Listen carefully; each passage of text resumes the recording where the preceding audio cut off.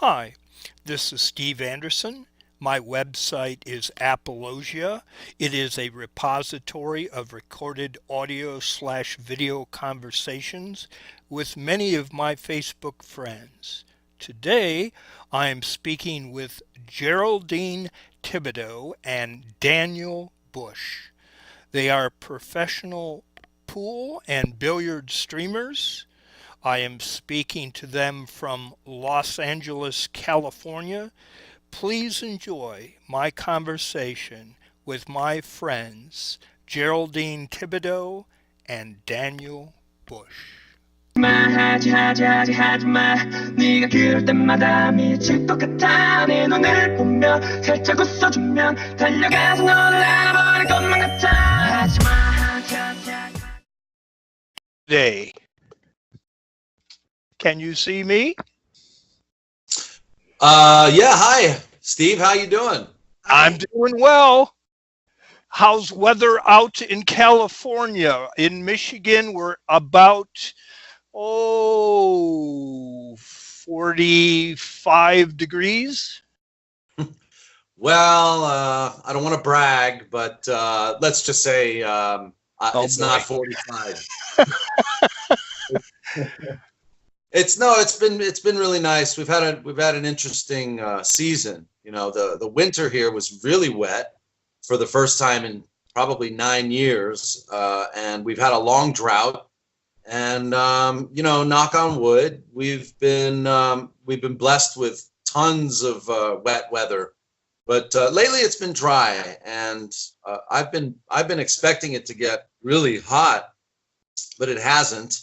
We did use the air conditioner once last week, but other than that, you know, it's been smooth sailing. It's been nice, but not 45. Yeah. Yeah. Well, I've been doing these talks on my website, record them on my website, and so it's been a lot of fun. And let's get right into it. And Sure. maybe you can just start out taking a couple of minutes, you and Geraldine, and explain what got you into the streaming of pool tournaments. Well, what got me into it? I have some media experience. I worked in internet radio. Oh, okay. I did some video production stuff back in early 2000s. I worked for an internet radio station, so I had some experience with streaming. And you know, thanks to the couple of bosses that I had at that company, it was called soundbreak.com. I was also given the gift of you know, like some of the opportunities that were made available, which was, you know, like just freedom to explore the video production side of it. Okay. You know, freedom to learn about the editing systems and the live editing as well, with camera switching when you're doing live streaming.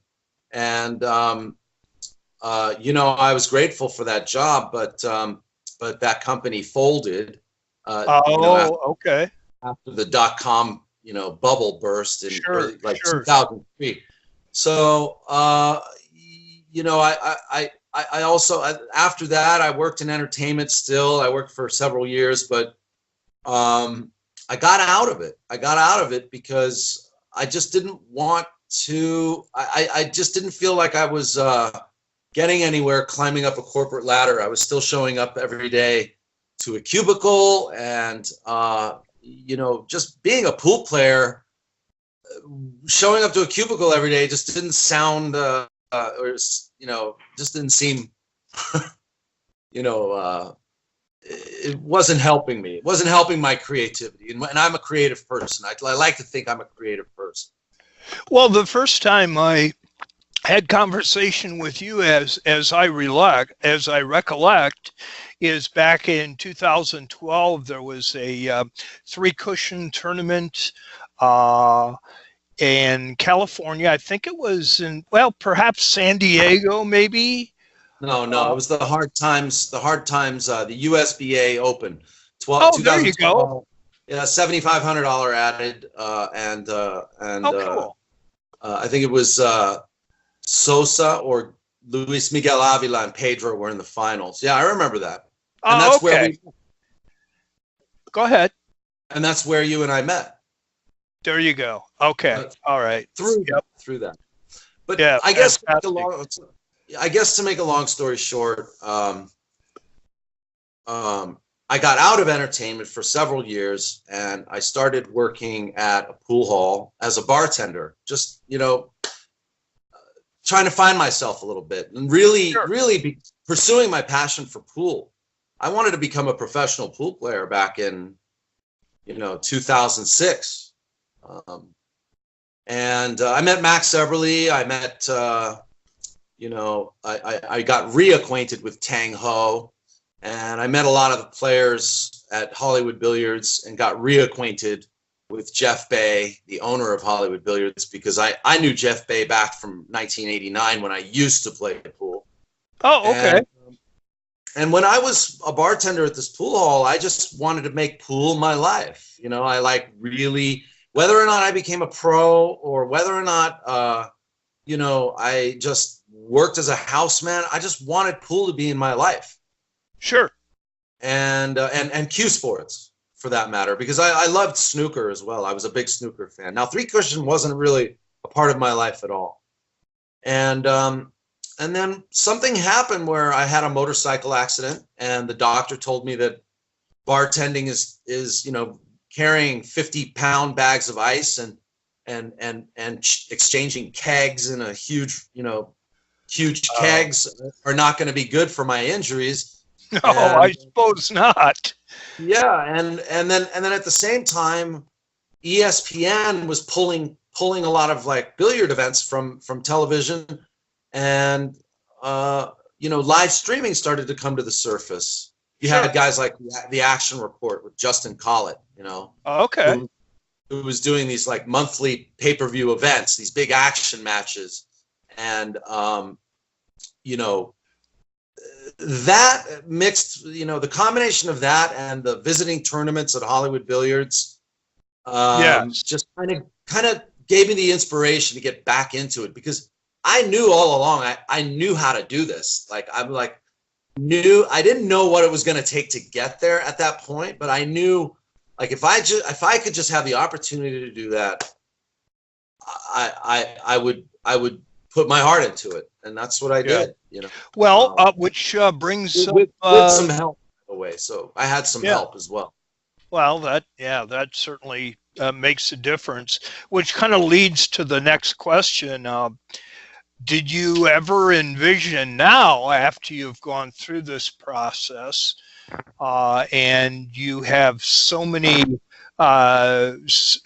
tournaments under your belt, both of you, did you ever expect to have such a positive impact on pool and 3C? I think you've done I come from the 3C background, so I see the product you do for those tournaments, and I've seen you in pool tournament streaming too, and you do an excellent job. Did you ever foresee being able to do this for your life's work?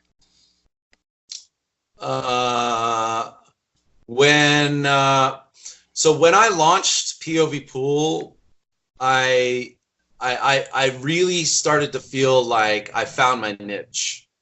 I didn't grow into it very quick. Like I had some stumbling blocks as far as, there was a whole bunch of stuff I didn't sign up for. I didn't know how to be a commentator. I didn't know how to multitask the way you had to as a one-man show, or with the numbers, with the cameras and the digital scoring, and then you got a chat room, and that's part of why Geraldine came along as well, because I needed marketing help on a pay-per-view event, and I knew that pay-per-view was a big deal. Like I had to actually, you know, free stream is something completely different than a pay-per-view. You've got to really satisfy your customers when they're paying money to watch a quality event and a quality show. And so Geraldine, you know, like we were friends at the time. We knew what, a couple of years we knew each other. We knew each other for a couple of years, and I said, you know, would you like to do some marketing help and basically, what'd you do? Like technical support, basically. Sure. Right. And she came on board, and then like from then on, you know, not only did we hit it off, but that goes without saying. Right. But I discovered very quickly how talented she was with just marketing in general, and the technical side of it, and not only that, she was so grounded that, like, you know, when I had a tendency to kind of get too excited or too anxious, she would always bring me down and remind me that, you know, to keep an even keel. And, you know, I'm grateful for Geraldine, man. Like, you know, POVPOOL would not be what it is today if it wasn't for Geraldine. You know, like, well, do you concur with that, Geraldine? You haven't said much yet. Yeah, I mean, that's the whole reason why he brought me on was the technical and the marketing side, and the relationship that developed, aside from romantic relationship, but the relationship that we developed was for the passion of pool and developing what he had started with. You know, where do we take, how do we take POVPOOL to the next level? What do we do next? And it was just a matter of conversations that would last hours, you know, us discussing, whoa, what's this next idea we could do? Sure. You know? Yep. And not only that, we were blessed by the fact that we still had gig after gig after gig after gig. So while we were, you know, really kind of putting our heads together to figure it out, we would still have that show coming up next week. What are we going to do with this show? What are we going to do with this show? Right. You know? So it was that sort of like evolution. And we've since slowed down. Like I there's no way, I don't know. I don't think I could handle 35 gigs in a year anymore. Could I? So that's what you were doing, was about 35, right? It's quality. What's that? I'm sorry. So you were doing approximately 35 gigs a year. Is that what I heard? Yeah, that's heavy duty. Yeah. I would do hard times, you know, first weekend at least 6 times a year, and so that's every month, you know, six months out of 12 months, and then we had you know, California Billiards, Chet Ito, that went on for like 3 years, and then he would want to do the West Coast Challenge, that went on, you know, which the West Coast Challenge became the West Coast Swing, which you know, with Chris Swart at California Billiards, and then now we've got it coming up this month. I'll have done seven Cole Dixons in a row, seven years of Cole Dixon tournaments in June, June 20. Yeah, so I mean, and then, you know, there were also like these one-off gigs that would come up. You know, I worked with Mark Griffin one year to do the BCA stream, and then I've done the Andy Mercer. Yeah, the Andy Mercer in Las Vegas, which is a huge. Okay. Yeah. You know, that's absolutely. Like that's a special gig for me. I really like that gig. Oh, okay. Yeah. I've seen that. That's very good. You do a nice job there. Well, let's time is going so fast here. Sorry. Additional equipment. What do you see adding to your stream going forward, or are you pretty well set and everything's locked in and you're good to go? I don't know. Are we all set? You know, technology. is consistently evolving. So with that, you know, cameras always need to be upgraded, equipment always needs to be upgraded, and it's a matter of decisions of going wireless and whether we want to do that, and it's more than just, you know, yes, we may need or we may want to upgrade cameras, but do we want to stay wired for the consistency, or would we rather try out do wireless cameras, or Sure. so yeah, there's always the equipment. Every year we compile a list of things that we want or need equipment wise, and you know, some of it comes, some of it doesn't, and it's just you know, everlasting list. How about I mean- miking? How about miking the players? Well, we already have that. We do that once in a while. Oh, That's okay. Okay. Yeah. That's tough, not on the technical side, but rather on the player side. Not a lot of players actually talk while they play. We've even mic'd up teams for Scotch doubles, and we still don't get the vocal commentary that we Oh, want. okay. Yeah, you'd think there'd be some crosstalk since you're playing Dutch doubles, and you'd think you'd be communicating with each other. But even then, there wasn't much, huh? Well, sometimes there is. Sometimes there is. Sometimes there isn't. You know, I think when it comes to wiring the players, I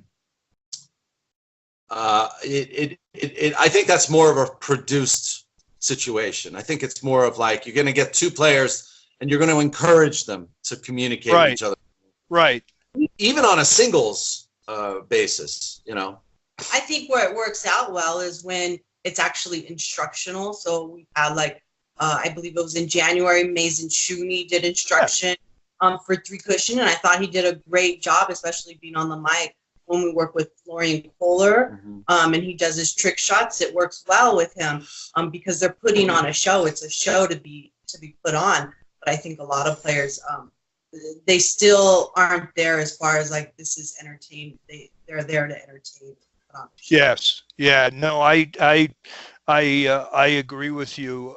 And I did watch the Mason, and what I liked about it is it wasn't like a Florian Kohler doing trick shots. It was systems, and you know, if you hit with this angle, you're going to end up here. And you know, a lot of three cushion players like to learn systems, and I thought he did an excellent job. So I thought that was a good thing to do. Well, let me ask you, interviewing, are you thinking of doing more in-depth interviews with some of the top players? What are your thoughts going forward on that?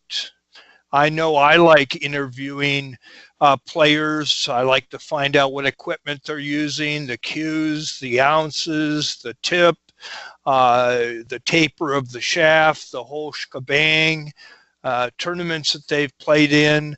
Is that something that you two may see you doing going forward? Okay, so you're kind of asking two different questions, really. You know, interviews with players. I'm just gonna say yes on that, and we do have plans. We're actually sort of, what are we doing? We're scheming. We're scheming already. Oh, schemers! You two are schemers, huh? We're scheming to do something.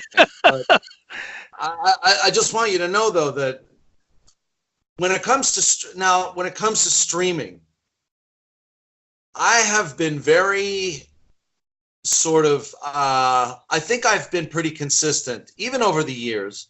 I'll say in the last 2 or 3 years, I've kind of cleaned up my act a little bit more. In other words, I'm not as loose on the microphone as I used to be. But when it comes to streaming, you know, it's very difficult to get all of that information, that sort of statistical information from each player that you're asking for, the type of cue, the type of tip, the diameters, the type of glove, whatever it is that they're playing. Sure. We sometimes hand out player bios for people, and we ask them to fill them out so that we have biographical information on people while we're streaming. But I consider that completely different from interviewing and maybe even broadcasting like what you're doing right now. Sure.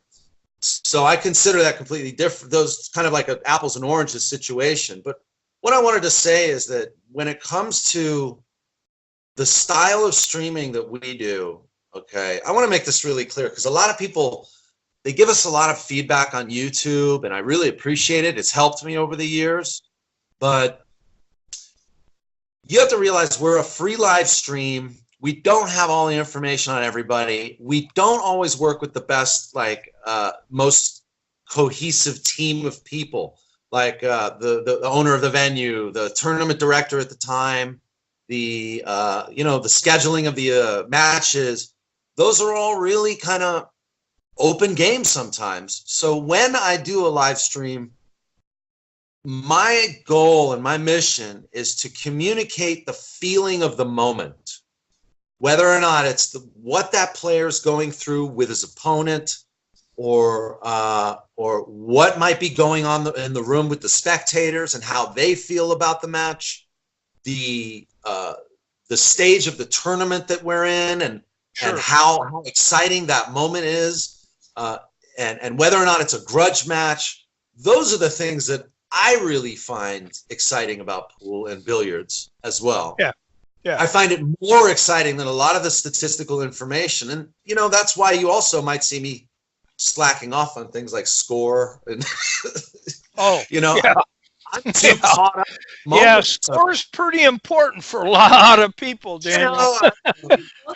Don't do it. Sometimes, one pocket match gets so good. Yeah. And you're like, wait a minute, did I forget a ball? Or even in three cushion, if it's a full player and you're watching to see where he's going, what he's doing, or you're looking over to switch a camera, and there goes your score, there goes your ball. Yeah. So you guys are also doing the score too? Yeah, we do. We do everything. We have to do the score. We fill out the scoreboard so that your names are current. Digitally. It's all digital. We then before the match we might post it on AZ Billiards or Facebook, like this match is going on right now. There's a lot we have to do. Okay, so you don't have, what I'm getting at is you don't have volunteers to say, guys, we need some help to keep the score up to date because we're doing 3 or 4 things at once. Would you mind, if we come up with a schedule, would you mind keeping electronic score? So that's done by you two as of. Yeah, we don't. I don't ask a lot of people to do things because, frankly, we can't. Look, I personally believe that people should get paid for what they do, and so I feel very bad asking for volunteers. Some people have come forward and offered to help and stuff, but because we don't want the liability or if something goes wrong with the equipment and they think it's all their fault, or we don't want it to be their fault, and all that goes with that. Yeah. So Exactly. I mean, look, let's just put things in perspective a little bit. POVPOOL came around at a time when I was really trying to fill the void because pool was getting almost non-existent on television. I saw it happening with Justin Collett and Andy Chen and Doug Wu, a couple of guys that were streaming, Lenny Marshall, Fast Lenny, and On the Rail. Was it on the rail? Sorry, Lenny. On, by, whatever the preposition. I noticed that there was some extraordinary talent in Southern California and in California and on the West Coast. And, it was just that inspiration plus the inspiration from some other people in the industry that we were able to connect. So when Chris Swart called me in 2013 or 12 and said like, "Hey man, come and do the Chet Ito tournament," you know, I Right. was like, "Yeah," and that was the beginning of my relationship with Chris Swart. It might have even been 2011. I don't remember, but you know, but and it was thanks to things like that. And you know what? We used to. It's so funny. I used to be so critical of pool halls, venues, promoters. They didn't have any flyers, posters, or anything like that.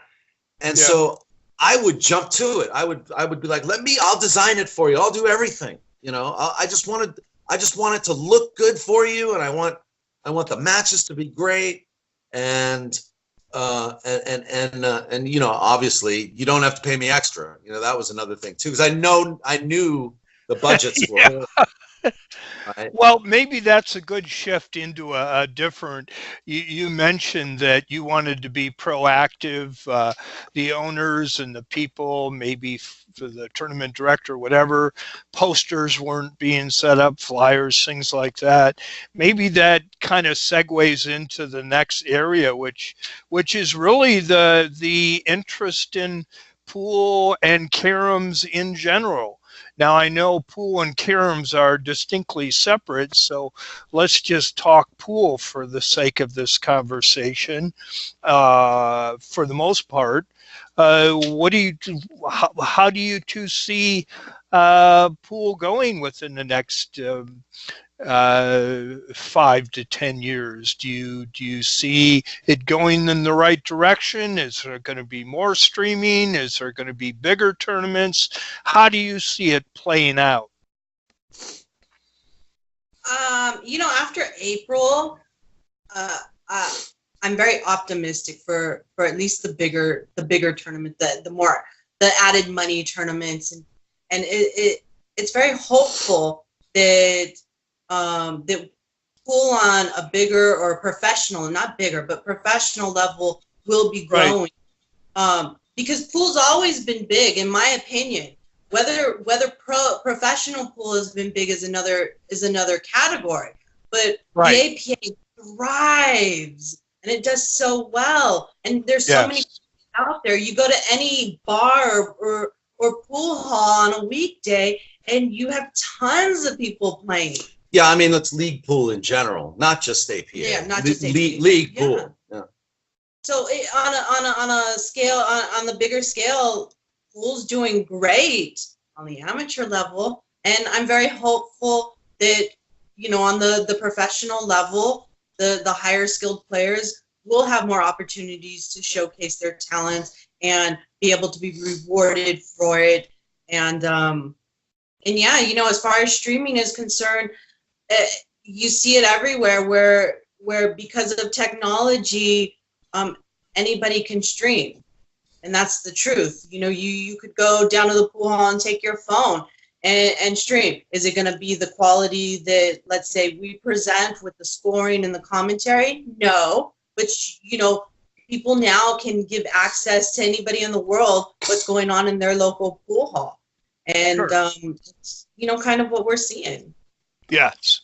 No, matter of fact, I mentioned to Daniel earlier that I was watching a stream tournament.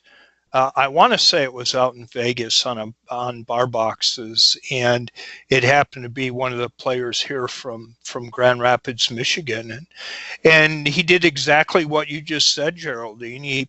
I presume all he had was his smartphone, and he was videotaping the match that he had. It was very, the video was mediocre at best. And so, yeah, it makes a huge difference, but I hear what you're saying. Well, it sounds like you're very positive about it. You know, we could probably use another movie from Hollywood. You know, it's about that time. We go through these cycles in pool, and you know, if it's not The Hustler, then maybe it's The Color of Money. Hopefully something will come up, because that really is a shot in the arm, and we always can use that additional interest, especially among the younger people. because that's what I see is pool still, you still get some young people involved, but with caroms, it seems to be the older group. Yeah. Okay, So, well, you concur, so. well, I have this theory that I believe that pool and billiards is a microcosm of society, of the world, right? So Yeah. what's going on in the world, you see it translated into the pool halls in some weird way, right? Right, sure. You have two parents who are working, and so the child gets neglected. That sounds bad, but that's reality. We live in a capitalist society, and the child gets neglected. He watches TV when he gets home, or he plays video games, and that's kind of what's happening to the younger generations, right? So Yes. you see that pool and billiards, where if the parent does not bring their child into the pool room, into the billiard place to play or be exposed to it, the child doesn't necessarily pick it up, movie or no movie, for that matter. Right. No, You're right. We don't see pool tables and carom tables at home as much anymore either. But even if it is, a child always looks up to their parents and always wants that affection and that attention from their parents. So whatever that may be. So if your father is a even mediocre pool player, you as a child, you look up to him and you want to be as good as he is, or you want to follow in his footsteps, or you want to make him proud of you. That goes through Sure. every child, right? So, a lot of what I noticed at one of our recent 3 Cushion events is there are certain communities, certain cultures that bring their children to the pool hall, bring them to the billiard parlor. And I agree. And you see that a lot with the Asian communities, and you see it a lot with the Latin communities, and you don't necessarily see that with the Caucasian communities. And so, you have this older guy that you see maybe in the US, Caucasian, and then you're seeing a younger crowd that's going to be Latino, that's going to be Turkish, it's going to be Korean, and that's because their family brings them into the pool hall, the billiard parlor. Yeah. I couldn't agree with you more. That's exactly what I see as the situation. Thank God for the Asian and Latino community as for 3 Cushion and even pool. Sometimes there's not as many younger people, but hopefully things will continue. Again, you guys feel real positive about it. I have mixed emotions, but being a big fan of pool and billiards, I certainly hope for the best. Well, time is going short, so a couple wrap-up questions, if I may. Let's do this one. I understand that, what are your next dates so we can promote them? When is your next pool streaming date? Where is it? And then also your next carom streaming date, if you would be kind to give me that information. Well, this month I'm doing one of each. Tomorrow I'm going to set up cameras for the Hard Times Billiards monthly stream. I haven't been there since, what was it? January of this year. Yeah. And I always go back to Hard Times. In fact, that's the name of the show, is Back to Hard Times. Okay. Okay. Yeah. So I'll be doing Hard Times again, and I'll always go back to Hard Times, because to me that's just kind of like where it all started for. Oh, of course. And I just love the people there. So the players. So Hard Times is when? What are the dates for Hard Times? May 4th and 5th. Cinco de Okay. Mayo. Watching Ah, handball. there you go. Cool. Yeah. Okay. The day before is one pocket. It's one pocket the day before. Oh, well, that Yeah. should be fun then. Yeah. Well, that's And great. we're also getting ready. We're getting ready to go to Tucson, Arizona. May 27th through June 1st. Oh, We'll be yeah. streaming the Three Cushion USA's first major events, major championship events. It's called the Summer Shootout. It's $5,000 added, Three Cushion billiard tournament. So I want to thank Three Cushion USA for Mason Shooney and Three Cushion USA for letting us, giving us the opportunity to do this event. It'll be taking place at Casino del Sol. They're a great sponsor. They've been helping, really helping the Three Cushion scene in Arizona for the last 3-4 years. They've been really supportive. Yeah, So- I think that's great. Nice venue. Yeah. Paul Frankel's got his Gabrielle tables. Yeah. Mason Shooney is it's part of his tour now. Great streamers with POV streaming, and so you can't. I don't think you can lose on that one. So, last question, the personal question. I don't know if you want to give me a drum roll or not, but here we go. You two are engaged. When you guys getting married? Who told you, man? It's supposed to be a secret. Secret about the engagement or secret about the marriage? No, I'm just kidding. Yeah, we got engaged. I know. So when's the big date? Let me talk to the important person. No offense, Daniel. So Geraldine, when you guys getting married? Not anytime soon. Okay, I guess I could take that a few ways. No, I mean, financially, we live in California, and it is expensive in LA. They have other priorities. And we've talked about, we want our friends and family, our pool friends included, to be a part of it. And so it's going to take some saving of money. Sure. No, I understand. Yeah. I understand completely. We wanted to do February 22nd, 2020. That way on the invites it would say 2/22/2020. Yeah. Okay. But who knows? It might be 2/22/22/22. That's what I was just saying. I don't know. Well, hey, whatever the time is, it really isn't important. The fact that you guys love each other. The date will be whenever the date is. When you'll be ready to do that. And so I just go to the courthouse. Pardon me? Her dad said we just to go to the courthouse. What do you think of that?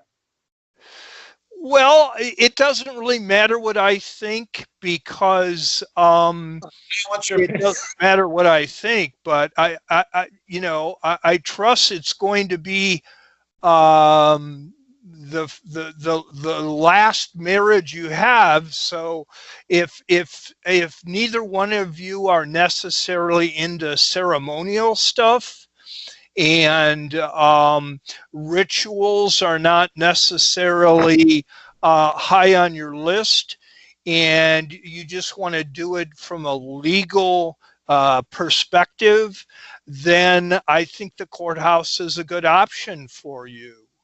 Thank you very much. Yeah. I mean, everybody's got different feelings, far be it from me. But I do want to say that I thank both of you very much for taking the time out to talk, to have a good conversation. And I hope to see you guys soon, or if I don't see you in person, I'll be watching one of your streams. And I want to thank you again and the best of luck. Thank you, and thank you for doing this, Steve. And I think it's a really good thing that you're doing. I mean, I saw your interview with Gilbert Najim. So if anybody's watching this interview, you guys should watch Steve's interview with Gilbert Najim as well. And I hope you do more. If I have anybody that wishes to be interviewed, I think it'd be good if maybe we could get you involved with some of the youth programs that I'm aware of.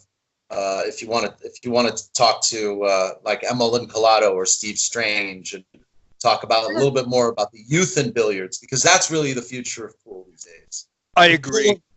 I mean, let's billiards included. It all starts with the youth. I mean, let's face it. The only reason we are still passionate about this sport, and I know this is probably true of you, is that somewhere along the line you were indoctrinated at a young age to play this game. Right. And that's what's missing with today, is that it needs to be, we need more.